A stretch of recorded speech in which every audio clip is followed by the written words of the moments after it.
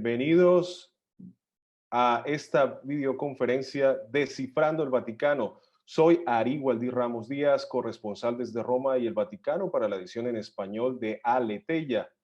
Y vamos al tema que nos convoca. El Vaticano es a la vez misterioso y atractivo, complicado y desconcertante. ¿Es posible descifrarlo? Con sus 2000 años de historia, el corazón de la Iglesia es punto de referencia artístico, espiritual, político para todos los países y religiones, como demuestran las continuas visitas de jefes de Estado y personalidades de la ciencia, la cultura, la economía.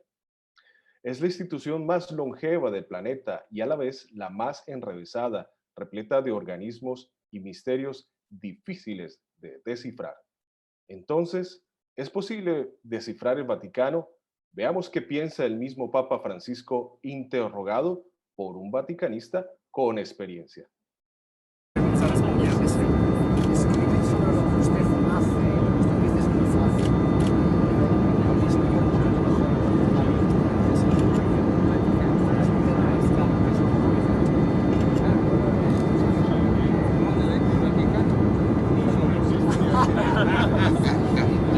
Bueno, Juan Vicente Bot es español, es corresponsal del diario ABC en el Vaticano desde hace 23 años.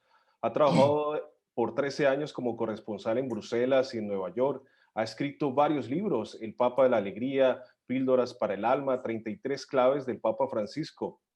Su trabajo consiste en estar muy cerca al Papa Francisco desde una perspectiva también de economista y de periodista especializado en política exterior. Gracias, Juan Vicente, por estar hoy con nosotros. Muchísimas gracias, Ari. Muchas gracias a ti. Muy buenas noches. Buenas noches a todos los de Europa. Buenas tardes a todos los de América Latina. Para mí es un privilegio, sobre todo porque me permite hablar de un tema gratísimo que es el Papa Francisco, sus predecesores, el Vaticano, que es un tema no solo grato, sino también pues, bonito e interesante y multifacético. Lo iremos viendo poco a poco. Efectivamente, estaremos acercándonos más al funcionamiento de la estructura y de las tareas del Papa y sus principales desafíos, que no son pocos, ¿no? Además, teniendo en cuenta la historia del cristianismo. Es fascinante, por ejemplo, la figura de San Pedro, el primer Papa de la historia. Pero hubo un misterio por siglos desvelado cuando el Papa Pablo VI respondió a la pregunta: ¿se encontró la tumba verdadera de Simón Pedro? Era un 26 de junio de 1968 cuando el Papa Pablo VI decidió informar al mundo sobre el más fascinante y hasta el más peligroso descubrimiento de la ciencia: la localización del lugar donde se encontraba el cuerpo, o mejor, la tumba del apóstol después de 17 siglos. Juan Vicente, tú que has, ¿cómo era ese primer Vaticano que fue la casa de Pedro allá en Cafarnaú, remontándonos un poco al inicio? Sí, a mí me gusta mucho volver a los orígenes porque forma parte del mensaje continuo de Francisco, esta vuelta a la fórmula original. Y el primer Vaticano no era un lugar fijo, era sobre todo la casa de Pedro en Cafarnaúm, en la que se alojaba Jesús cuando estaba por allí, y después Pedro cuando ya se ocupaba él, y después pues el lugar en que estuviese en cada momento el antiguo marinero Pedro de Betsaida, que a veces era Jerusalén, durante muchos años fue Antioquía, después fue Roma. En realidad, el único Vaticano que había entonces, en su época, era el título de una novela fantástica sobre la que después se hizo una película, Las sandalias del pescador. Esto era toda la infraestructura. Y de hecho, en los 3 primeros siglos del cristianismo no hubo ningún edificio especial. El Papa vivía pues, en su casa o en la casa de otras personas, etcétera. Y solo en el siglo IV aparece una primera estructura que es el Palacio de San Juan de Letrán. Bueno, las comparaciones pues suelen ser odiosas y cada papa tiene sus propias características. ¿Cuál ha sido tu vivencia con los últimos tres papas? Porque tú has trabajado en el Vaticano muy cerca a Juan Pablo II, a Benedicto XVI y al Papa Francisco. Sí, mi periódico, el ABC de Madrid, me pidió que fuese por un periodo breve de tiempo a Roma para ocuparme de la transición, porque en 1998 temían que la salud de Juan Pablo II declinaba rápidamente, va a haber un cónclave, un cambio de papa, y como yo desde Nueva York me ocupaba de misiones especiales tipo pues el golpe militar y el conflicto que hubo en Haití durante un año y pico, o China, la entrega de Hong Kong a China, pues les dije que encantado y con la idea de venirme pues un año a Roma o algo así, ¿no? Luego, por fortuna, la salud del Papa Juan Pablo mejoró, pudo incluso hacer muchísimos viajes internacionales increíbles a la India, Toronto, Guatemala y México, donde la canonización de Juan Diego. Empezó a viajar por países del antiguo Pacto de Varsovia, países de la antigua Unión Soviética, pues como Ucrania, los 3 países del Cáucaso. Y así, sin darse cuenta, se me pasó el tiempo hasta que en el 2005 sí hubo el cónclave para el que me habían pedido que viniese a Roma, pero luego el nuevo director de ABC, porque iban cambiando, me dijo, hombre, ahora no te puedes ir, tenemos que explicar un año o dos bien al Papa Benedicto. Y así hasta hoy, ¿no? Entonces tu pregunta era cómo son. Bueno, pues son geniales cada uno a su manera, ¿no? Son Ajá. 3 grandes personajes. Yo suelo recordar, la primera vez que me ocupé profesionalmente del Papa Juan Pablo fue en 1982 durante su viaje a España. Ujú. Y el lema de aquel viaje era testigo de esperanza, porque daba esperanza a España como daba esperanza a Polonia, a los países del este, daba esperanza un poco a todos los cristianos y católicos del mundo. Entonces yo diría que Juan Pablo II era el Papa de la Esperanza, como todo el mundo sabe, Benedicto era y es el Papa de la fe, y Francisco es evidentemente el Papa de la caridad, que son las 3 virtudes teologales complementarias y muy armónicas. Por cierto, quiero pedir perdón si alguien se ha sentido molesto porque me haya referido al Papa Juan Pablo o al Papa Benedicto, pero es que como Francisco decidió llamarse así en lugar de Francisco I, luego todos hemos ido cariñosamente llamándole a Benedicto XVI, pues el Papa Benedicto y el Papa Juan Pablo, ¿no? Pero Ya. no es por quitarle importancia, es simplemente más familiar.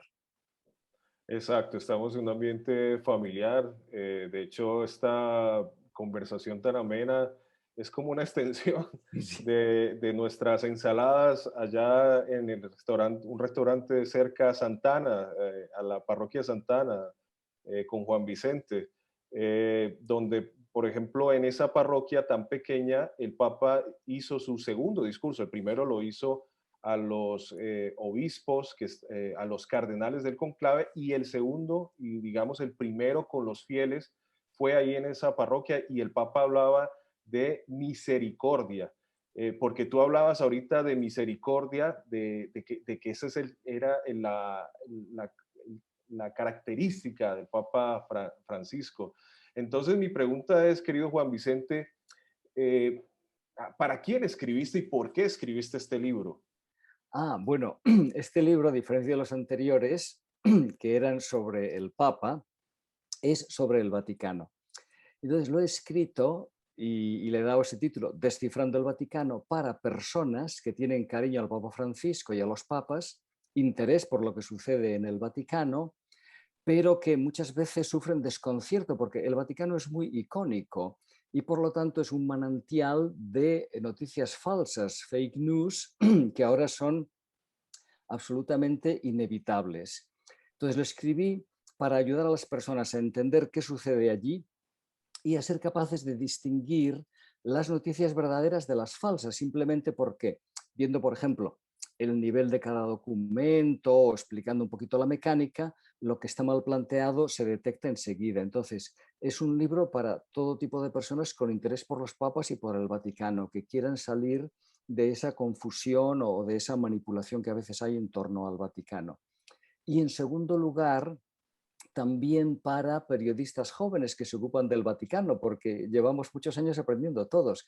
Los jóvenes aprenden de los veteranos, pero yo también aprendo de los más jóvenes. Y en esos encuentros que mencionabas antes para almorzar con una sencilla ensalada frente a la Puerta Sant'Anna del Vaticano, pues yo aprendo mucho de tus preguntas, de lo que tú comentas, de tus puntos de vista y así sucesivamente.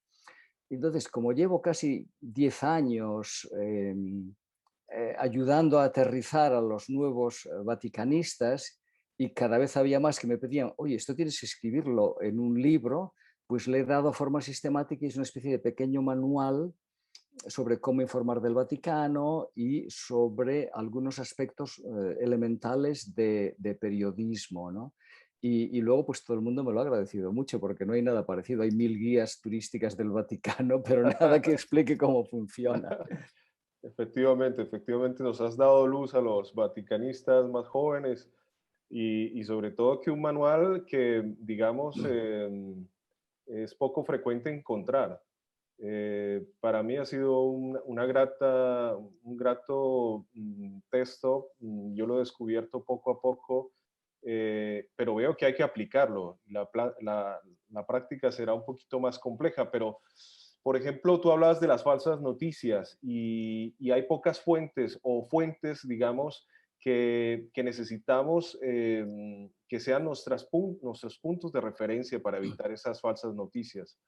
Y bueno, por ejemplo, hay noticias como las de hoy, ¿no? El Papa hoy ha enviado una carta muy fraterna, la ha enviado al cardenal Mars, negando su renuncia.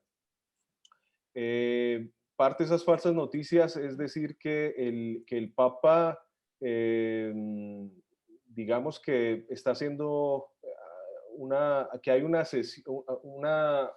conflicto con la iglesia en Alemania. En cambio, en esta oportunidad, pues el Papa dice que el tema de las denuncias de los abusos, pues va enfrentado desde una óptica pastoral y, por ejemplo, subraya el tema de la realidad, ¿no? La política de la avestruz no lleva a nada y la crisis tiene que ser asumida por nuestra fe.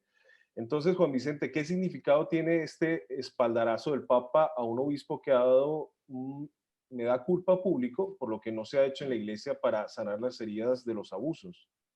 Sí, este personaje, el cardenal Reinhard Marx de Múnich, es bastante extraordinario para quien la conoce un poquito más de cerca, ¿no? Bueno, es un peso pesado en dos motivos. Uno, que es muy grandote. Sí, De hecho, ahora con la en corpulencia. Alemania llaman el Panzerkardinal. eh, pero es una persona de una gran cultura y de una gran sensibilidad, y en concreto de sensibilidad respecto a las víctimas de abusos sexuales. Y de hecho fue él quien puso en marcha el Centro de Protección de Menores, que luego se trasladó a la Universidad Gregoriana y que dirige Hans Zollner, y fue él también uno de los impulsores de la primera cumbre de presidentes de conferencias episcopales de todo el mundo en el Vaticano, donde tomó la palabra con mucha fuerza para decir que las cosas hay que hacerlas de otro modo, que no se pueden destruir documentos en los archivos, que el secreto pontificio hay que levantarlo, etcétera, etcétera, ¿no? Y luego finalmente él mismo creó una fundación para ayudar espiritualmente a todo tipo de víctimas en Múnich, dedicando a eso sus propios ahorros, ¿no? Entonces, es una persona que tiene tal sentido de responsabilidad en esto, que evidentemente no se ha hecho bien, que decidió presentar la renuncia al Papa como arzobispo de Múnich simplemente como un gesto de alguien que considera que colectivamente estamos haciendo las cosas mal. Entonces, este personaje fue presidente de la Conferencia Episcopal Alemana. Por un mandato dijo que no aceptaría un segundo mandato, pero el primero sí. Fue también presidente de la Conferencia de Consejos de Conferencias Episcopales de Europa. Es uno de los 7 cardenales consejeros de Juan Pablo II en la reforma de la curia y el gobierno de la Iglesia Universal. Tiene un cargo en el Vaticano que es presidente del Consejo de Economía, que supervisa la Secretaría de Economía. Es decir, es un peso pesado allí donde los haya, ¿no? Y muy cercano al Papa. Entonces, su renuncia era una llamada de atención para los otros obispos de su país. En cierto modo, recordaba, a nivel muchísimo menor, claro, la de Benedicto XVI, cuya renuncia fue también un aviso, es que tenemos que hacer frente a nuestras capacidades y responsabilidades y es pedagógica, ¿no?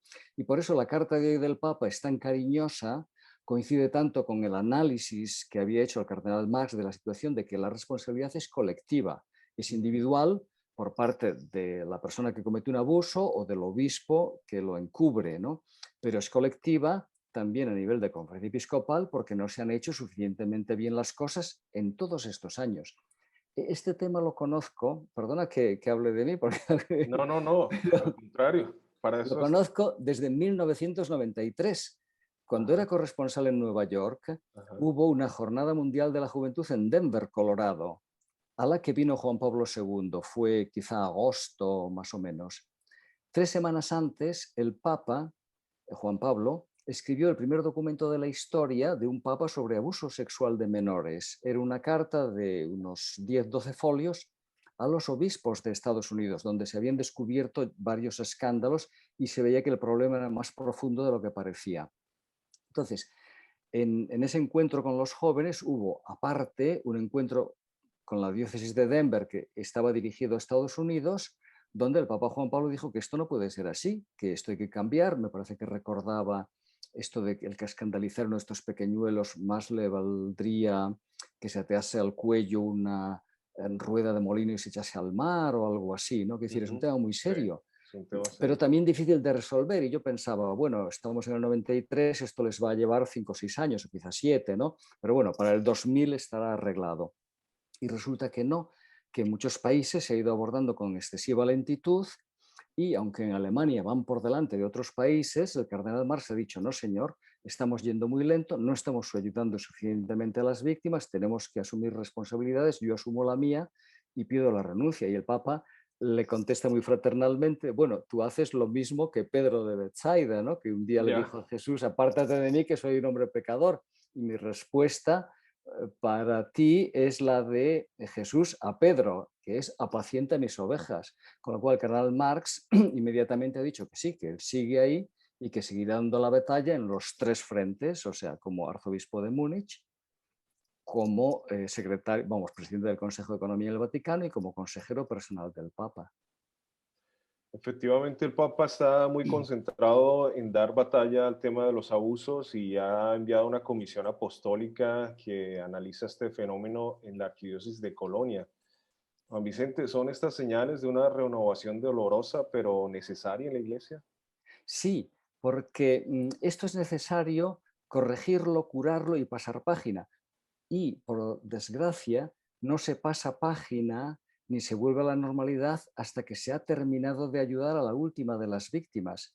Pongamos un ejemplo sencillo, que pues, un sacerdote, un religioso o un laico con cargos en la diócesis, pues hubiese robado el coche a una persona. La situación no vuelve a la normalidad hasta que se le devuelve el coche y se le indemniza por el tiempo, el automóvil, se le indemniza por el tiempo que le ha faltado. Pues aquí el problema no se resuelve hasta que se ha pedido perdón y se ha ayudado a la última persona que haya sufrido abusos y se haya hecho todo lo posible por compensar el daño causado, que muchas veces pues, no se puede de todo, pero algo sí, ¿no? Y en cierto modo recuerda unas palabras de Jesús, y es que em, para los responsables eclesiásticos vale aquello de si cuando vas a presentar tu ofrenda en el altar, recuerdas que tu hermano tiene algo contra ti, vete primero a reconciliar a tu hermano Claro. con tu hermano y luego presenta tu ofrenda. Y eso es lo que han hecho, por ejemplo, de modo ejemplar para el mundo entero, el cardenal Sean O'Malley en Boston. Cuando él llegó a la diócesis de Boston, que había sufrido un problema grave, dijo en público, mi prioridad aquí es hablar con todas las víctimas, con lo cual estoy dispuesto a recibir a todas las personas que quieran verme en cualquier momento, en público, en privado, en el arzobispado, en un café, donde ustedes quieran, ¿no? Entonces empezó a hablar con personas que le contaban lo que les había sucedido y simplemente eso y que el cardenal O'Malley les pidiese perdón y les tratase con cariño les ayudaba, les pacificaba, les ayudaba a ver mejor el futuro. Luego el propio cardenal O'Malley propuso a algunas víctimas ir a reunirse con Benedicto XVI en la Nunciatura de Washington durante la visita del Papa Benedicto XVI a Estados Unidos. Fue la primera vez que había un encuentro entre un papa y víctimas de abusos en ambientes eclesiásticos católicos, ¿no? Y eso fue muy bueno para las víctimas, también para el Papa Benedicto, y se empezó este modo de comportarse pues como el buen samaritano. Pues si alguien está mal herido al lado de la carretera, no se le puede ignorar como el sacerdote y el levita, sino que hay que ser como el samaritano y ayudarle y llevarle a la pensión y pagar por adelantado lo que cueste la pensión, etc. Entonces, estamos en un camino muy positivo, pero por desgracia pues se ha ido muy lento y esto es lo que le duele pues a muchas personas, incluido pues el cardenal Marx y otros que opinan como él. Sí, yo recuerdo una vez que entrevisté a Juan Carlos Cruz, después de que se encontró con el Papa Francisco en Santa Marta, y recordemos que fue una víctima de abusos del ex sacerdote Caradima en Chile, hoy nombrado por el Papa Francisco en un cargo precisamente en la Comisión para prevenir los abusos sexuales en la Iglesia. Y, y me conmovió humanamente cuando él me contaba la cercanía que le demostró el Papa Francisco después de ese encuentro. Y me conmovió ver una persona, un ser humano que se conmovía porque antes se le criminalizaba, se le tildaba, no sé de qué cosa, y una vez que fue escuchado por el Papa y acogido, pues bueno, nace otra relación con la Iglesia, con el Papa, una relación proactiva para cambiar las cosas. Incluso en su propio aspecto, Juan Carlos Cruz es una persona Mm, que sonríe mucho más que antes, porque él libraba una batalla para ayudar a víctimas, pero en contra y recibiendo críticas por parte de sectores eclesiásticos, entre otros en la Archidiócesis de Santiago de Chile. Hasta la que empezó la pandemia, Francisco recibía víctimas de abusos, en secreto, por así decirlo, o sea, sin hacerlo público, todos los viernes y ayudaba a muchas personas. Y el caso de Juan Carlos Cruz es emblemático porque él luego ha pasado a ser uno de los pilares de la solución y forma parte ahora de la Pontificia Comisión de Protección de Menores, pero él ayudó también a preparar esta primera cumbre de presidentes de conferencias episcopales, intervino allí con mucha fuerza y es un elemento positivo en esta pedagogía que es lo que pidió a la Iglesia ya Benedicto XVI hace muchísimo tiempo en un viaje al Reino Unido. Él ujú. dijo, bueno, lo que ha sucedido, porque hubo escándalos y casos también en el Reino Unido, lo que ha sucedido es penoso, doloroso, hemos proporcionado un escándalo, hemos hecho daño a mucha gente, pero también hemos aprendido y ha llegado el momento en que la Iglesia Católica sea un referente en la ayuda a víctimas de abusos sexuales, como es ya un referente en la ayuda a personas que pasan hambre, en la ayuda a personas que no tienen medios para pagarse cuidados médicos o en la ayuda a personas que no pueden pagarse estudios mediante escuelas gratuitas, hospitales gratuitos o comedores de caridad. Y entonces estamos en ese camino, en pasar a ayudar a todo el mundo. De hecho, a mí me gusta mucho que la fundación del cardenal Marx en Múnich, que se llama Esperanza y Salud, Ujú. ayuda a víctimas de cualquier ambiente. Lo mismo que una fundación similar que se llama Repara, que creó el cardenal arzobispo de Madrid, Carlos Osoro, que también ayuda a cualquier tipo de víctimas de abusos sexuales en cualquier ambiente. Es como la ayuda a las personas sin techo, pues no se les pregunta que quién la ha dejado sin casa o qué le ha sucedido, simplemente pues se ayuda. Claro, claro. Bueno, regresando al tema de la reforma, el Papa concibe la reforma como primero un cambio de los corazones de las personas, antes que el cambio de las estructuras. Recientemente ha hecho una reforma del Código Penal de la Iglesia, precisamente reforzando su lucha contra los abusos. ¿Qué opinión te merece esta reforma, este cambio?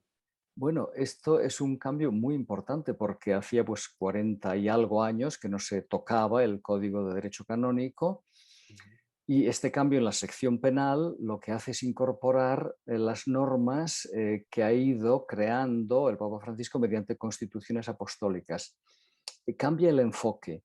Por ejemplo, ya no se refiere solo a eclesiásticos, sino a eclesiásticos o laicos que tengan responsabilidades en curias diocesanas o en parroquias, en fin, que tengan cargos de responsabilidad. Cambia también por así decir, el modo teológico de mirar el abuso de menores. Antes estaba visto como, como un pecado, como un delito contra el sexto mandamiento, las obligaciones del sacerdote. Ahora se ve como un delito contra el menor que ha sufrido abuso. Entonces cambia por completo la perspectiva.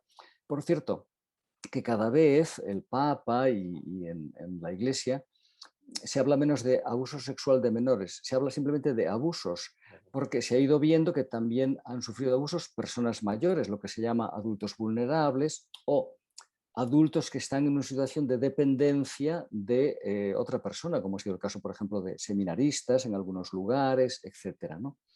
Bueno, pues este cambio en el aspecto penal es muy importante porque quita margen de discreción a los obispos, que a muchos les hacía difícil castigar. Entonces ahora establece claramente que quien comete un delito de este tipo sufrirá castigos, incluidos los obispos que encubren, serán separados de su diócesis. De hecho, está sucediendo en Polonia. Ha habido en los últimos 6 meses obispos que han sido sancionados, imponiéndoles vivir fuera de la diócesis en la que estaban, vestir los hábitos de obispo, participar en liturgias, participar en reuniones de la conferencia episcopal e incluso dedicar parte de su sueldo a los fondos que se han creado para ayudar a víctimas. Todo esto son sanciones eclesiásticas, porque ya hace tiempo que se deriva primariamente, en la medida de lo posible, a la justicia civil, que impone otro tipo de sanciones muchísimo más duras, pero en el ámbito eclesiástico se ha tomado una actitud muchísimo más energética. Esto es muy claro el caso del cardenal McCarrick. Sí, efectivamente. ¿Mm? Además que, digamos que ha sido, bueno, después de tantas, tantos conflictos, digamos así, que venían desde la arquidiócesis de Washington, el ex em, nuncio en Washington, que decía que el Papa Francisco pues era ilegítimo, que habían problemas allí. Eh, Tú dices que el informe de McCarrick ha realmente dado una respuesta a todas esas personas que han hablado mal del Papa Francisco y han pretendido mezclarlo con un asunto de, o sea, decir que él era parte del problema y no de la solución. ¿Tú crees que el informe McCarry ha dado luz, ha ayudado a esclarecer esto? Y si Sí, es así, ¿por qué aquellas personas que han hablado mal del Papa Francisco no hablan también de la luz que ha dado bueno, el la informe? gente que le gusta hablar mal de Papa Francisco continuará haciéndolo, haga lo que haga Francisco. Yo recuerdo en América, mi primer presidente, por así decir, de Estados Unidos con el que tuve que lidiar en Bruselas, cuando era corresponsal en Bruselas, era Ronald Reagan, Ah, que también era muy criticado. Entonces él una vez dijo, bueno, a mí me critican siempre. Si yo cruzase el río Hudson en Nueva York caminando sobre las aguas, algunos dirían el presidente no sabe nadar. Y bueno, pues esto es lo que pasa con Francisco. Yo conocía el esfuerzo del Papa Benedicto, el esfuerzo del Papa Juan Pablo, el del Papa Benedicto y el de Francisco por solucionar esto. Entonces, cuando el ex nuncio Viganó anuncia desde un lugar secreto, clandestino, que el Papa es cómplice de esto y que el Papa ha promovido a McCarrick y le ha ascendido y le ha protegido, pues no tenía ni pies ni cabeza. Y de hecho el Papa ni siquiera contestó en el avión de vuelta cuando regresábamos de Dublín.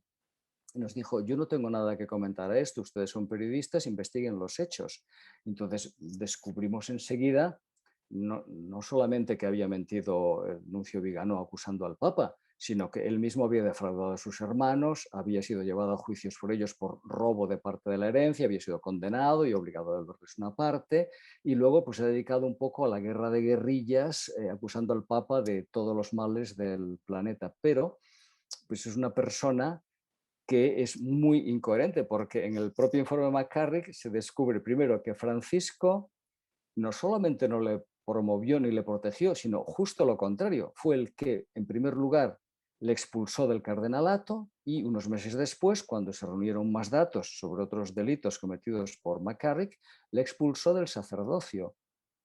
Y que, en cambio, cuando el Vaticano intentaba interrogar y aclarar algunas de las noticias, denuncias que llegaban sobre McCarrick, el nuncio Vigano dificultaba esas investigaciones, ¿no? Pero esto es un asunto complejo, negativo, y es muy difícil que se llegue a aclarar, porque, bueno, es como con las fake news que comentábamos antes, las noticias falsas circulan más rápido que las verdaderas, ¿no? Y Sí. son más espectaculares, ¿no? Y ahora pues ya pues prácticamente nadie se acuerda del nuncio Vigano, porque está clarísimo que aquello no tenía ni pies ni cabeza, ¿no? Y en cambio, el informe McCarrick pasa o ha pasado a la historia porque nunca se había hecho un estudio tan profundo, tan sistemático, y se había hecho público. O sea, es un caso de transparencia que ningún otro Estado, ninguna otra institución ha hecho, ni mucho menos, ¿no? Porque ahí es un libro, en realidad, el informe McCarrick, o ahí aparecen los testimonios de secretarios de Estado, presidentes de consejos en el Vaticano, prefectos de los obispos sucesivamente, nuncios, incluso comentarios del propio Papa, que también fue interrogado sobre la parte que él sabía y lo que hizo sobre esto. Bueno, si el que tenga paciencia que vaya a leerse el libro de McCarthy. Bueno, ahora hay una pregunta que es recurrente y es, ¿qué opinas sobre la posibilidad de una renuncia por parte del Papa Francisco? Bueno, él nos dijo que iba a renunciar. Nos Ujú. lo dijo, si no recuerdo mal ya, en su primer viaje, vamos a ver cuándo fue esto, en el verano de 2013, fue un viaje a América Latina, a Brasil, para la Jornada Mundial de la Juventud. Por cierto, que allí el punto de referencia siempre en Brasil, en la playa Copacabana, era un concierto de los Rolling Stones, que no se había llegado pues a, no me acuerdo la cifra, quizá a 1 millón de personas, y con Francisco pues había el doble o muchísimos más, con una diferencia, que es que no dejaron basura ninguna, porque cada uno se llevó sus plásticos y sus cosillas y la playa quedó limpia, ¿no? Pero, por cierto, que había una broma también que era, ¿en qué se parecen eh, Jesús, el Papa Francisco y los Rolling Stones? Y era, en que se reúnen con sus amigos en la playa. Bueno, pues entonces, en aquel Ah, viaje tan bonito a América, el primero a América y a Río de Janeiro, en el regreso le preguntamos en el avión al Papa Francisco si él renunciaría también cuando se sintiese débil, como Benedicto XVI. Y dijo, sí, sí, naturalmente.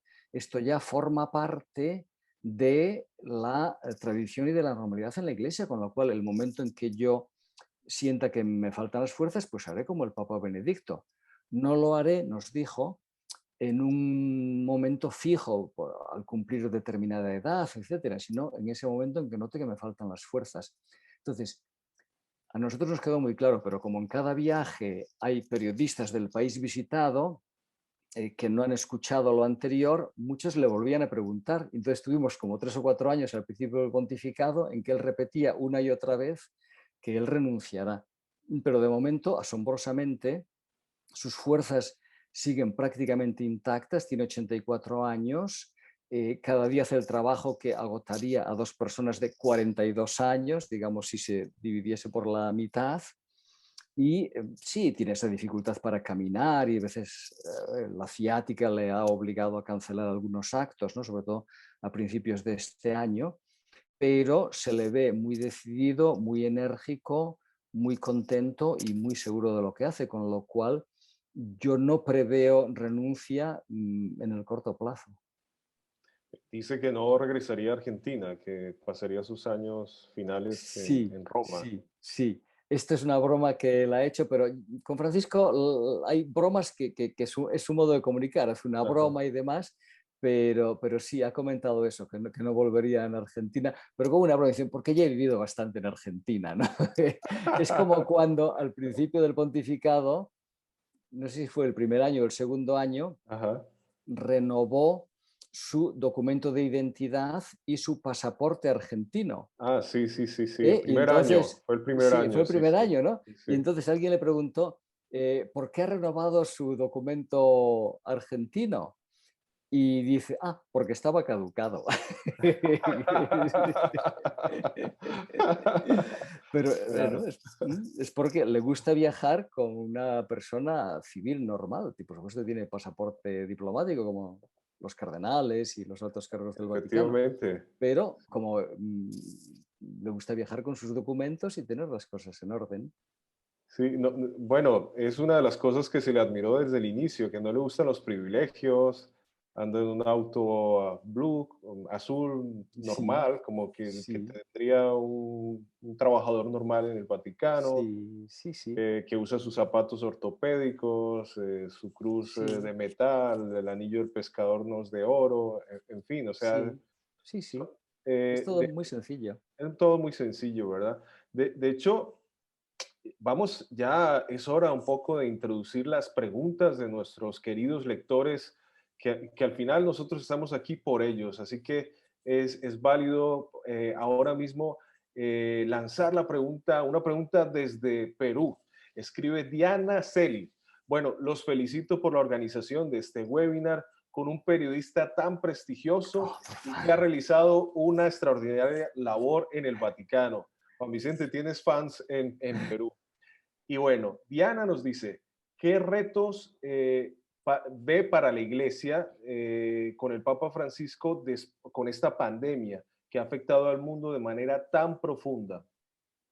Sí, bueno, Diana, ante todo, muchísimas gracias, ¿no? Y mi recuerdo de Lima es grato en tantos aspectos, incluido el gastronómico. La comida peruana es fantástica, lo descubrí allí. El Papa Francisco, en cierto modo, se ha hecho responsable de muchos problemas del mundo. Con la encíclica Laudato Si, pues del problema del efecto invernadero, calentamiento global, cambio climático. Cuando empezó la pandemia, él empezó a buscar soluciones y creó un grupo de trabajo que le está ayudando en esto en los distintos aspectos. Y de ahí nació la encíclica Fratelli Tutti, porque él empezó a decir desde el principio que esto hay que resolverlo en equipo, que individualmente cada persona o cada país es imposible y que por lo tanto hay que colaborar. Entonces ha ido creando una especie de pedagogía cada vez más extensa que incluye recientemente su campaña a favor de la supresión de los derechos de las patentes de las vacunas para que las puedan fabricar otros laboratorios, propuesta que ha apoyado el presidente Biden de Estados Unidos. Algunos europeos se resisten porque creen que es mejor que los laboratorios que las están fabricando fabriquen muchas a precios muy baratos, pero con la calidad inicial original. Entonces, él está ayudando a resolver todos esos problemas del mundo, porque eh, o sea, en el fondo él lo que hace es imitar a Pedro de Bexaide, también a Jesús. Entonces Jesús se ocupaba de los problemas espirituales de las personas, pero también cuando había una multitud en la ladera de un monte, pues preguntó a sus discípulos, oye, aquí hay un montón de gente, ¿cómo vamos a dar de comer a tanta gente? ¿No? Y multiplicó los panes para ayudar en lo material también. Entonces, él hace esas dos cosas, la atención espiritual al mundo y la atención material. Hay otro aspecto, y perdona Diana, la respuesta es un poquito larga, en el que él también trabaja para un mundo mejor después de la pandemia, que es promover lo que se llama la economía de Francisco, no, no por él, sino por Francisco de Asís. Y es una economía más solidaria, una economía más de cooperativas, una economía más de ayudar a los que están por debajo, que poquito a poquito se va abriendo paso también en ambientes académicos. Yo soy economista y el Papa Francisco es una referencia para muchos grandes economistas internacionales. Juan, ahora tenemos una Pregunta desde México y entre otras cosas, con este espíritu ecuménico y de diálogo interreligioso que tiene Aleteia y bueno, las personas que también están siguiéndole la agenda al Papa Francisco como tú. Bueno, Arturo Carrasco Gómez, presbítero de la Iglesia Anglicana de México, pregunta, ¿cuál es su opinión en cuanto al estado y desarrollo del diálogo ecuménico e interreligioso? Bueno, Arturo, muchísimas gracias por la pregunta. Yo creo que esto está yendo muy bien y hemos visto pasos que no esperábamos, como por ejemplo la conmemoración conjunta de del 500 aniversario de la Reforma de Lutero en Suecia. En realidad, ahí puso las bases el Papa Benedicto para conmemorar, no celebrar, sino simplemente conmemorar un espíritu de armonía.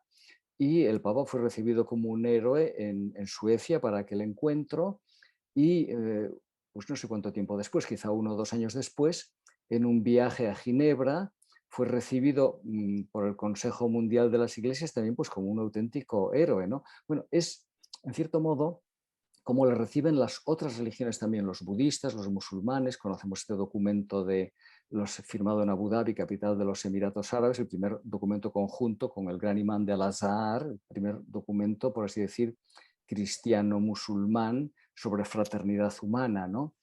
Él tiene mucho cariño a los anglicanos y una amistad increíble con Justin Welby. Sí, Se quieren como hermanos. Y sí, de sí, hecho sí. tienen los dos retrasado un viaje a Sudán del Sur en que quieren ir juntos para que se vea esta sintonía.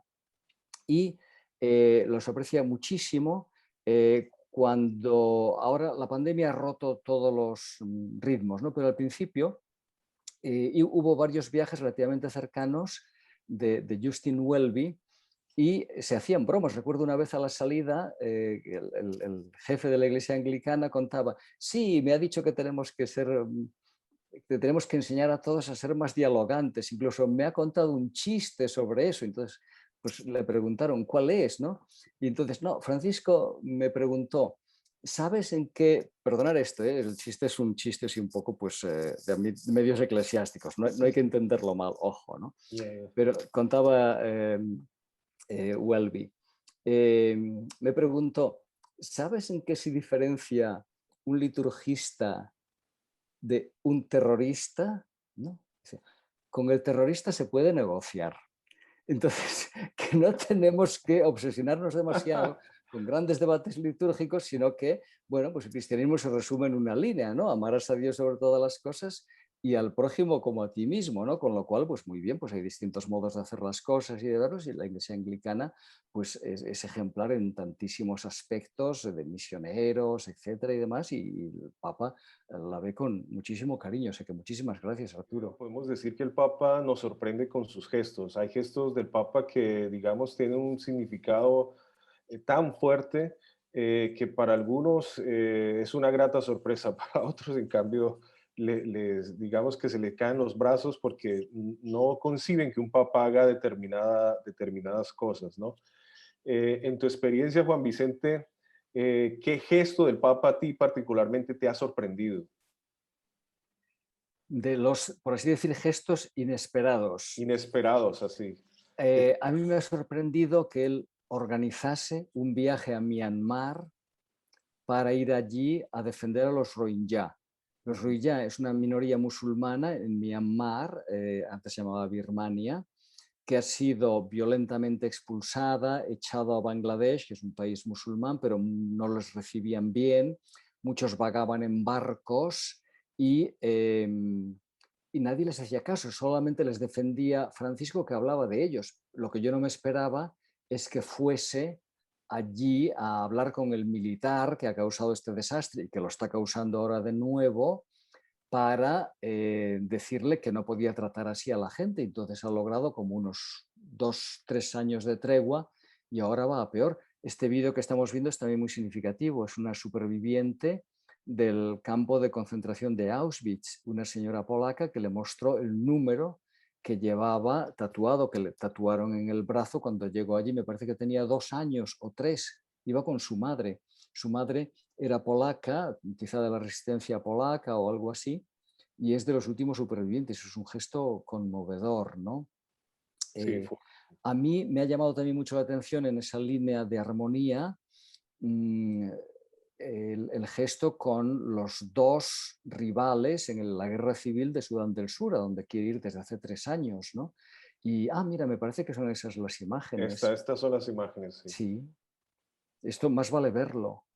Sí, El Papa se arrodilla, que le cuesta mucho por sus articulaciones, y y besa los pies no, de, el presidente del no quiere que el Papa presidente le... Salva Kiir y del vicepresidente a los que reunió en el Vaticano para hablar de paz, porque la guerra civil la están librando ellos dos, paradójicamente, ¿no? En un país tan pobre.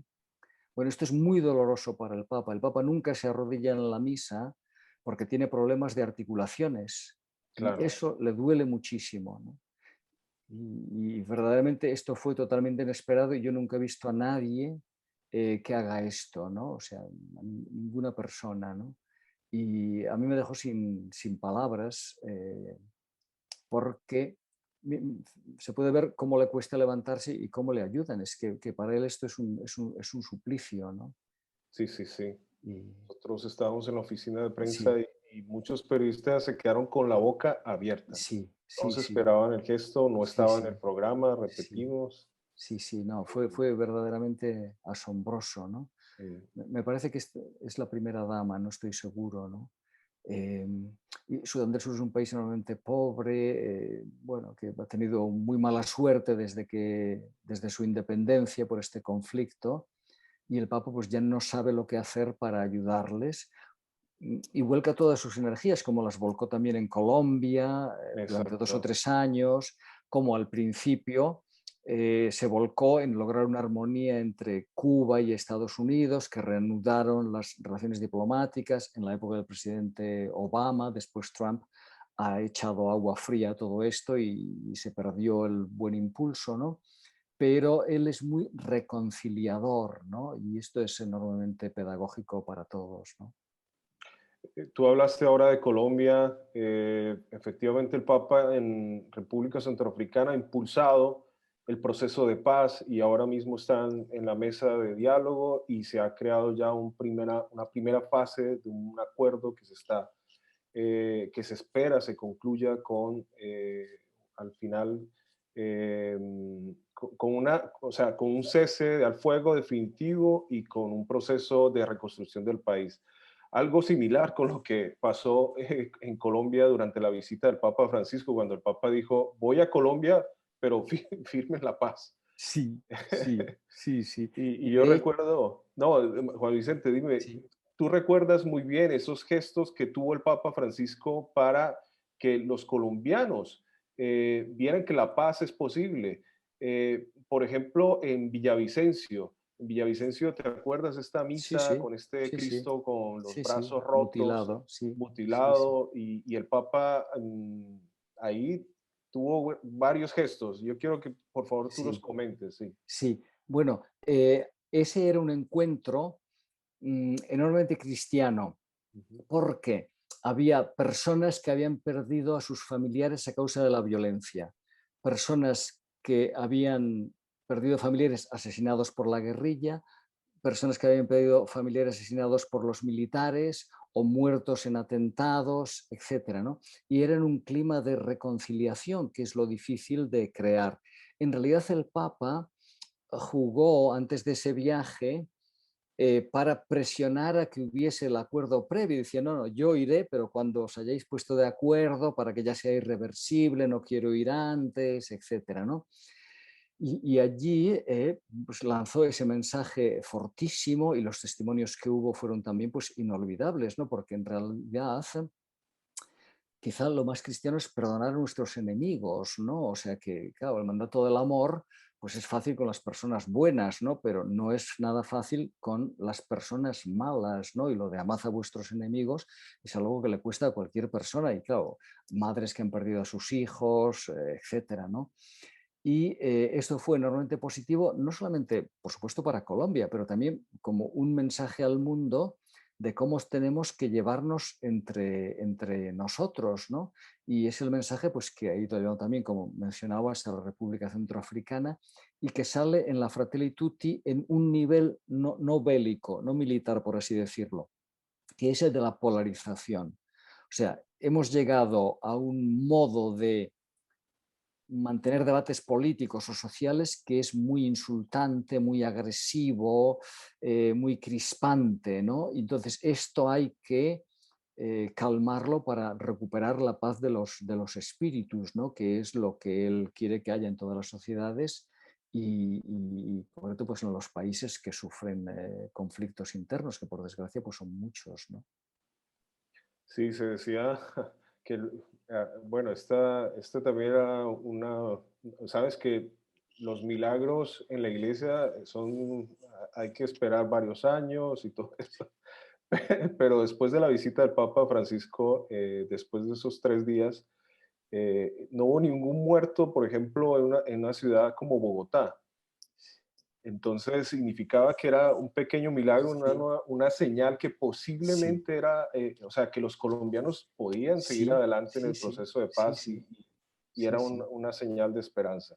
Y era muy visible. Yo personalmente tengo un gran cariño a Colombia, que veo como en muchos aspectos mi país favorito en toda América Latina, ¿no? Por la geografía, por las personas, por la cultura, por lo bonito que es todo, por esa combinación de costa y montaña, etcétera, ¿no? Y conozco los números de los veintitantos o treinta y tantos años de conflicto, que son atroces. O sea, muy pocos países han tenido tal número de víctimas en un conflicto tan largo y luego pues las fases en que había más elementos de droga, menos elementos de droga, más elementos de intervención de otras potencias externas, etcétera, ¿no? Y tengo siempre la esperanza de que se convierta en un país líder para otros de América Latina, ¿no? Lo digo sin querer menospreciar a otros, porque la verdad es que América Latina es la parte del mundo más visitada por el Papa Francisco y hemos podido disfrutar desde Chile, Perú que salía antes, Panamá, Brasil, Ecuador, Bolivia incluso, Paraguay, ¿no? El Papa no viaja a Europa, pero viaja a América Latina, bueno, menos a Argentina. Menos Argentina, sí, es la pregunta que nos están haciendo en este momento en Sí. Facebook Live. ¿Cuándo viaja el Papa Francisco a Argentina? Bueno, yo tengo la corazonada que en 2022 o 2023, pero eso es una corazonada mía. En, en España quieren que vaya en el 2022 porque es el 500 aniversario de la conversión de Ignacio de Loyola y el Año Santo de Santiago de Compostela. Pero claro, en Alemania también quieren que vaya y en Francia porque no he visitado ninguno de esos países, ¿no? Él ha tenido varios desencuentros con la política de Argentina, le ha dolido que es uno de los países donde hay más personas que le critican, parece como que no le toman en serio precisamente porque es argentino. Entonces hay un contraste llamativo con Estados Unidos, quienes descubrieron que este caballero era un genio. Eran personas que ni siquiera eran católicas. En Wall Street es cuando Forbes, la revista Forbes y la revista Fortune le empezaron a valorar como uno de los mejores managers y al cabo de un año como la cuarta o quinta persona más influyente del mundo. Y después el Congreso de los Estados Unidos le invitó a tomar la palabra en el parlamento más importante del mundo con el formato solemne de las dos cámaras juntas, formato discurso del Estado de la Unión, y le aplaudieron en pie, o sea, se levantaron para aplaudirle durante su discurso, pues unas 7 u 8 veces, ¿no? En cambio, en Argentina, pues ponían pegas y demás, ¿no? Y entonces eso a él pues le frenaba, a veces por las elecciones, etcétera, ¿no? Pero yo creo que acabará yendo. Ah, bueno, también nos preguntan que cuando un viaje a Uruguay y se habla ahora de pronto de la posibilidad que vaya al norte de Brasil, una de esas, esos tres, ese periplo haga Argentina, Uruguay y Sí, Brasil. el de Uruguay está enlazado con Argentina, va a ser a los Ujú. dos países. Y hubo un Ok. momento en que estuvo cerca, pero no llegó a anunciarse. Me parece que por un cambio de calendario electoral en uno de los dos países, no recuerdo bien. El norte de Brasil yo lo veo más difícil porque es un país ya visitado una vez, Ujú. porque él ha dedicado un gran esfuerzo al sínodo de Amazonia, Ya. con lo cual, digamos que con Brasil se ha volcado ya, ¿no? Y, y tiene invitaciones de, pues ahora mismo quizá de 40 o 50 países para que los visite, ¿no? Con lo cual, pues no es fácil contentar a todos. Él empezó dando prioridad a los países pequeños, a los países con problemas y a los países que llevaban mucho tiempo sin recibir la visita de un papa. Entonces, en muchos de estos viajes llegábamos a países que había visitado Juan Pablo II 20 o 25 años antes. Claro. Entonces, complicado. A ver, hay otra pregunta de Norma. Norma, bueno, vuelve al tema del cardenal Marx y pregunta, ¿usted prevé un cisma en la iglesia alemana? Ah, no, al contrario. Eh, hay muchos malentendidos respecto a la Iglesia alemana. De hecho, según varios analistas serios, ¿no? No como nosotros que somos periodistas, ¿no? Pero hay historiadores que ven la sinodalidad, o sea, el pasar a trabajar de un modo sinodal en el gobierno de la Iglesia como la herencia del Papa Francisco, no como su característica. Su característica es ser el Papa de la misericordia, ¿no? El Papa de la caridad, ¿no? Pero este modo sinodal, que fue propuesto por el Concilio Vaticano II y aprobado por el Papa Pablo VI, que creó el sínodo, pues es complicado, es un poco desordenado, a veces ruidoso, ¿no? En los sínodos hablan juntos personas que conocen muy bien los temas y personas que lo conocen menos. Y lo que está sucediendo con el camino sinodal en Alemania es que cada persona pues dice un poco pues lo que se le ocurre, pero es normal ese modo de abordar los temas y eso ayuda mucho a los obispos, ¿no? Y en realidad Alemania es el primer país que aborda a fondo sus propios problemas. Eso significa muchas veces escuchar comentarios desagradables o escuchar propuestas pues, que no son realistas, pero ya luego pues, quienes tienen que decidir pues, van decidiendo. Pero el estudio previo, el debate previo, participan todos. Sínodo significa caminar juntos, es una palabra griega, sinodon. Y esto es lo que el Papa ha pedido para todo el mundo y de hecho el próximo sínodo es sobre la sinodalidad como modo de abordar los temas. Hay mucha gente que no entiende esto porque llevamos unos cuantos siglos de gran predominio clerical en Exacto. la organización y en las decisiones de la Iglesia, ¿no? Y esto afortunadamente va cambiando, cada vez hay más personas laicas en puestos de responsabilidad y cada vez hay una mentalidad más laical por parte pues, de los obispos y sacerdotes, ¿no?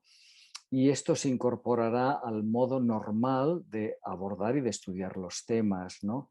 Con lo cual yo veo en cambio que hay una serie de obispos que no hacen caso al Papa en Estados Unidos y continuamente lo hostigan, y Ujú, una serie de exacto. medios económicos y de prensa de Estados Unidos que exageran, o sea, que atacan el camino sinodal de Alemania como atacaron el sínodo de Amazonia, ridiculizándolo de modo burlesco, o el sínodo de los jóvenes o el de la familia, simplemente para minar y para sabotear este trabajo de renovación del Papa Francisco, ¿no?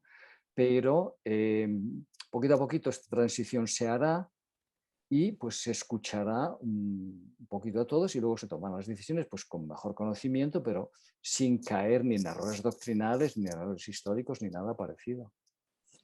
Bueno, hay otra pregunta de Rosa Die Alcolea desde Madrid. Bueno, primero, felicidades por el encuentro, queridos compañeros. Es una colega Sí, periodista. eh, y te pregunta, Juan Vicente, ¿cuándo crees que el Papa Francisco vendrá a España? bueno, Rosa, es que responder a Rosa primero, muchísimas gracias por tu comentario. Y luego, que no sé cómo estás participando en esto más que por amistad con Ari y conmigo, porque tú los temas los conoces muy bien. Bueno, mi corazonada es que en 2022, el próximo lunes, el Papa recibe a las 11:30 al presidente de la Xunta de Galicia, Alberto Núñez Feijóo, y al arzobispo de Santiago de Compostela, Julián Barrio. Van los dos juntos para invitarle a peregrinar a Santiago de Compostela en el año 2022. Este es el año santo jacobeo, 2021, pero el día que se inauguraba el Papa lo prolongó a un segundo año para que la gente pueda venir después de la pandemia. Entonces, esta visita del presidente de Galicia y el arzobispo de Santiago de Compostela no es la primera. Ya durante el confinamiento le visitaron el alcalde de Manresa y el obispo de aquella zona, cuyo nombre no recuerdo ahora mismo, ¿no? Para invitarle a visitar Manresa en el 2022 porque es el 500 aniversario de la conversión de Ignacio de Loyola. Ignacio de Loyola sufrió una herida con una bala de cañón en una pierna que le dejó pues, prácticamente semicojo para toda la vida cuando era militar en la defensa de Pamplona. Hace exactamente 500 años, se ha celebrado hace como un mes. Entonces, esto lo obligó a dejar la vida militar y luego emprendió una peregrinación a Jerusalén. Se paró en Manresa y estuvo viviendo en una cueva mucho tiempo y meditando y rezando, y de ahí nacieron lo que serían los ejercicios espirituales y también la fundación más adelante de la Compañía de Jesús en París, etcétera, ¿no? Con lo cual eso es muy atractivo para el Papa Francisco. Luego le han visitado el alcalde y el obispo de Ávila, porque es un 500 aniversario de la canonización de Teresa de Jesús junto con otros santos gigantescos, ¿no? Y le han visitado después, hace como 2 meses o así, no recuerdo bien, los de Toledo también, el presidente de Castilla-La Mancha, la alcaldesa de Toledo, el obispo de Toledo. Entonces, me da la impresión de que recibir a estas personas muestra un deseo de visitar esos lugares o visitar España si puede. Claro. O sea, tengo la impresión de que si puede, irá. Pero ya digo, esa es mi corazonada. Yo le he invitado varias veces, pero es que a la segunda o tercera vez ya le daba la risa y ya no. Bueno, pero tú nos has dado un elenco de cosas, o sea, de motivos posibles por el cual el Papa debe ir a ¿Sí? España. De hecho, hay una noticia de hoy también, y es que el Papa les ha enviado una carta a los de Guadalupe, el santuario de Guadalupe en Extremadura, que le invitaron a ir a Guadalupe. Y entonces les ha dicho que siente no poder ir a Guadalupe, pero que se une a ellos espiritualmente. O sea, de las invitaciones que tiene, esta es la primera que dice que no, con lo cual las otras pues siguen generando esperanza. Muchas gracias por la pregunta, Rosa. Eso es un tema muy bonito. Bueno, nuestro editor en América Latina nos corrige, dice que la posible visita del Papa Francisco debería ser al sur de Brasil y no al norte. Ah, Entonces, no sé. sí, sí. Aquí, bueno, muchos saludos aquí también por parte de los lectores.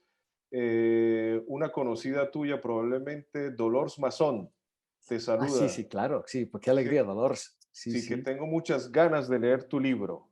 Ah, pues espero que te guste, espero que no te decepcione, porque ya después de los elogios que ha habido luego... Bueno, y esta es otra pregunta que viene también de América Latina, Sí, que a veces el Papa, sobre todo cuando hablo con los sacerdotes y los obispos, por ejemplo, a los obispos les dice que quiere pastores con olor a oveja, que quiere que los pastores no sean guerreros culturales, sino sí, más bien pastores. O la semana pasada dijo a los sacerdotes que no los quería solterones o que exacto. si querían ser intelectuales, pues que se salieran del Sí, sacerdocio. Entonces, una pregunta que nos hacen de América Latina es, ¿no será que el Papa, que él a veces dice las cosas eh, y se ofenden o sea, es duro con con los hijos mayores, así como la parábola al hijo pródigo? No sé sí, entiendo lo que dices, pero yo sí, creo que no es tanto eso. ajá, Bueno, hay la reacción del hijo pródigo, del hijo sí, mayor, o sea, el sí, síndrome del sí, hijo sí, mayor, que se siente exacto, maltratado porque atiende al que se portó mal de un modo, pero claro, esa es una parábola sobre la misericordia, ¿no? Lo mismo pues que lo de la oveja perdida, etcétera, ¿no? Bueno, respecto a los sacerdotes, el cuadro incluye un elemento de clericalismo muy arraigado. Y es que a ujú, los sacerdotes nunca nadie les decía las cosas que hacen mal. De hecho, los ujú, propios obispos muchas veces pues tenían miedo, ¿no? Entonces, de vez en cuando el Papa las dice de un modo tan claro que les molesta. Entonces, ya, es cierto que les ha como dicen en italiano, bastonato, ¿no? Que le ha dado con, ¿vale? Garrote. Más de una vez, Ajá. pero en el fondo lo hace por confianza familiar, ¿no? O sea, decir, bueno, pues es a veces como sucede pues en los matrimonios, ¿no? Pues que si tu esposa te dice, pero qué perezoso eres y tal, bueno, pues ya está, ¿no? Pues uno o cosas así, ¿no? O sea que es cierto que les pide más, ¿no? Pero también es cierto que pueden dar mucho más y que el trato a los sacerdotes, o sea, esas recriminaciones, no es nada comparado al famoso discurso de felicitación de Navidad en aquel primer año. El discurso en que cuando se esperaban los altos cargos de la curia que todo fuesen pues aplausos y palmaditas en la espalda, les dijo, les quiero hablar de las 14 enfermedades de la curia y sacó un diagnóstico tremebundo de cosas que se hacen mal en la curia, como jamás nadie les había dicho. Bueno, ningún sacerdote ha sido tan vapuleado como los cardenales en aquella ocasión, ¿no? Pero luego al año siguiente hizo otro discurso, porque ya iban todos con miedo, ¿no? Al año siguiente, y les hizo un discurso sobre las principales virtudes que se deben vivir en la curia. Entonces era todo positivo sobre las virtudes, ¿no? Con lo cual, pues juega con las dos cosas. Lo que pasa es que a veces, cuando nos elogian, Ujú. enseguida lo consideramos normal y nos olvidamos. Y cuando nos regañan, nos riñen, pues se nos queda ahí como atravesado. Sí, exacto. Bueno, ahora desde Uruguay nos envían una pregunta. Eh, Rosa nos dice si el Papa habla de un papel más activo de la mujer en la iglesia. ¿Crees que hay cambios significativos al respecto?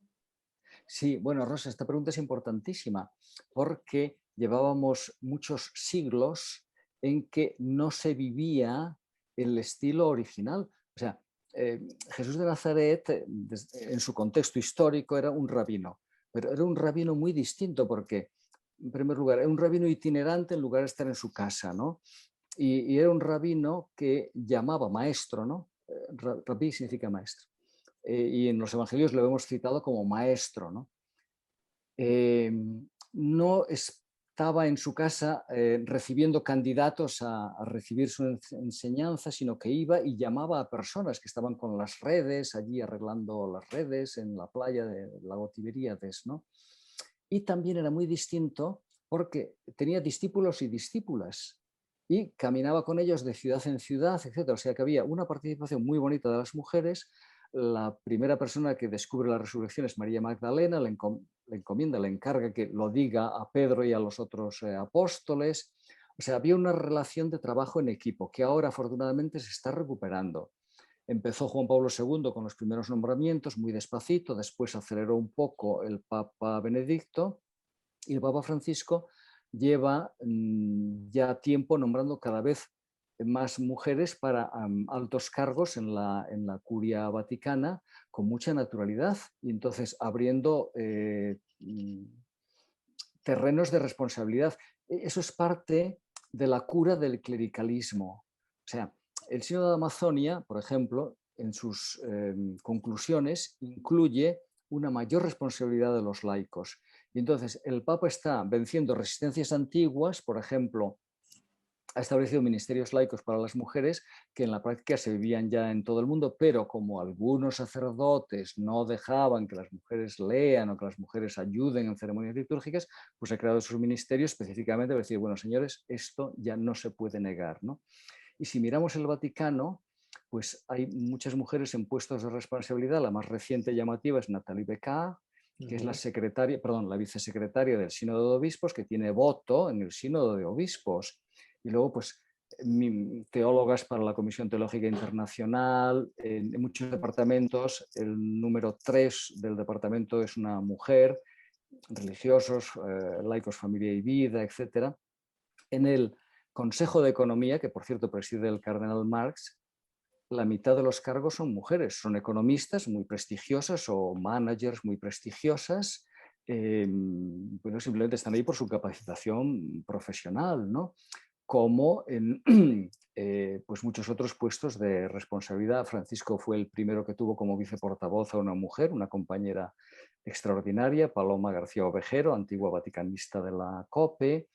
y así sucesivamente. Entonces, él lo que quiere es dar a entender que están ahí por su valía personal. Y esto nos lo ha dicho Exacto, muchas veces. O exacto. sea que hay un talento gigantesco. Bueno, de hecho, pues si uno mira a Europa, pues ve a Angela Merkel en Alemania. De hecho, el Papa Francisco ha comentado varias veces que los países que han gestionado mejor la lucha frente al COVID y la pandemia han sido con frecuencia los gobernados por mujeres, cosa que es cierto, o sea, si uno lo mira estadísticamente, ¿no? Y quiere incorporar ese modo de ver femenino y el modo de gestionar femenino pues a la vida normal de la Iglesia, como la Unión Europea tiene a Ursula von der Leyen como presidenta de la Unión Europea, y que hace las cosas estupendamente, igual que las hacía muy bien antes cuando era ministra de Defensa de Alemania. De hecho, en Europa, buena parte de las ministras de Defensa son mujeres, la de España, la de Francia, Ursula von der Leyen en Alemania, y bueno, pues es incorporar ese talento de modo muy, muy natural. Recuerdo una vez que nos comentaba en uno de estos regresos, las conferencias de prensa en los aviones, que decía que tenía una mujer candidata para secretaria de Economía. Ujú. Luego no escogió ella, sino otro, pero decir que había una finalista, y hubiera sido pues una mujer con experiencia de control de cuentas, etcétera, porque antes había trabajado para una consultora internacional de primera línea, que se hubiese encargado del control económico de los departamentos del Vaticano y seguramente pues lo hubiese hecho muy bien, claro. Exacto, el Papa no quiere cuotas rosas, o sea, no quiere, No, quiere sino personas de quiere valía. personas de valía, sí, Sí, y entonces, independientemente, ¿cómo claro. los sacerdotes hacen algo que solo ellos pueden hacer, que es impartir sacramentos? Dice, pues fantástico, sacerdotes impartan sacramentos. Todas las otras cosas organizativas, administrativas, etcétera, pues hombres o mujeres laicos con toda normalidad. ¿Mm? Bueno, muchas gracias a Juan Vicente. De verdad aquí estaríamos otra hora más con todos los temas y todas las preguntas que nos están llegando en este momento. Pero bueno, mejor quedar con hambre. Esperemos que haya una nueva posibilidad. Queremos agradecer a todo el equipo técnico que ha hecho posible esta transmisión, a Jesús Picón que nos acompaña, a ti, Juan Vicente, por todo ese manantial de sabiduría, de experiencia y además que generosamente has puesto en tu libro y que, bueno, seguramente nos va a ayudar a nosotros los jóvenes vaticanistas o aspirantes a No. vaticanistas a mejorar y hacer de nuestra misión una profesión y un servicio verdadero. Así que muchas gracias por haber estado con nosotros. Aquí te transmito muchos saludos también aquí bueno, del público, de Rubén Gil, de Norma Terminel, de Claudia Zárate Flores, de Carmen Delgado, y en fin, podría continuar la Sí, lista de sí, sí. todos los lectores que te están saludando en este momento y Bueno, te agradecen tu yo participación. quiero darte las gracias a ti y a todas las personas que han tenido la paciencia de escucharnos. Tengo simplemente que corregir una cosa. Tú no eres un joven vaticanista ya, porque tienes ya muchos años de experiencia y efectivamente no son 23 como llevo yo, pero bueno, ya vas sumando unos cuantos, ¿no?